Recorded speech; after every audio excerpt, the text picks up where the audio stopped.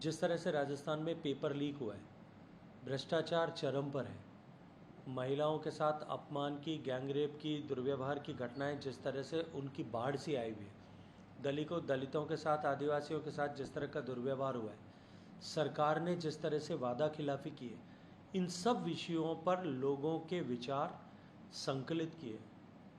1 करोड़ से ज़्यादा लोगों के विचार संकलित करके 1 लाख किलोमीटर तक रथों की यात्रा करके भारतीय जनता पार्टी ने जन आक्रोश को संकलित किया।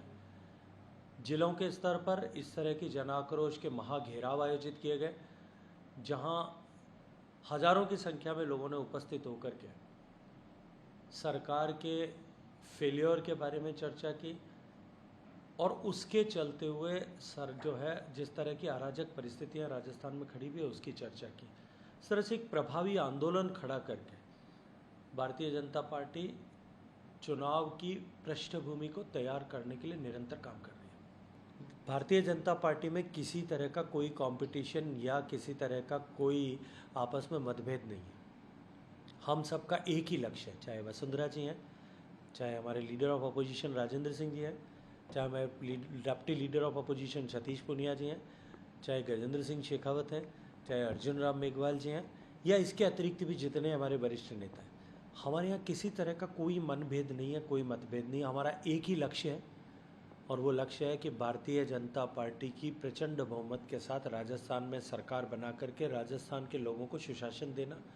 कर्नाटक में भारतीय जनता पार्टी का वोट शेयर बढ़ा, ये सही है, लेकिन जेडीएस का वोट शेयर घटने के चलते हुए या शिफ्ट कांग्रेस को होने के चलते हुए हम सत्ता से बाहर हुए। लेकिन राजस्थान में कांग्रेस पार्टी अगर अभी भी 156 का ऐसा ख्वाब देख रही है तो मुझे लगता है कि अब की बार तो वो सोते हुए भी नहीं, जागते हुए ख्वाब देख रहे हैं, और जो जागते हुए का देखा हुआ ख्वाब कभी पूरा हो नहीं पाता। जो सर्वे इस समय दिखा रहे हैं, पूरी सीटें या उससे ज़्यादा भी राजस्थान चुनाव में मिल सकती है। आपका खुद का पर्टिकुलर क्या नारा है? आपको क्या लगता है कितनी सीटें? देखिए, मैं इन सर्वे के आंकड़ों में नहीं जाना चाहता और न इन सर्वे के आंकड़ों पर पुष्टि करना चाहता हूँ, लेकिन एक बात जिम्मेदारी से कह रहा हूँ, अगर आप डायरी रखते हैं तो लिख लीजिएगा, ये सर्वे के आंकड़े बहुत पीछे रह जाएंगे। जब 2013 में हम चुनाव लड़ रहे थे तब भी इसी तरह के सर्वे के आंकड़े आए थे, तब भी मुख्यमंत्री जी ने इसी तरह की लोक लुभावनी योजनाएं अशोक गहलोत साहब ने मुख्यमंत्री रहते हुए अपनी सरकार के अंतिम 6 महीने में लागू की थी।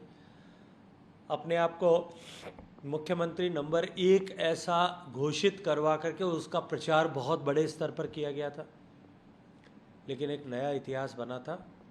कांग्रेस 21 सीटों पर सिमट गई थी और भारतीय जनता पार्टी को 163 सीटों का प्रेजेंट बहुमत मिला था।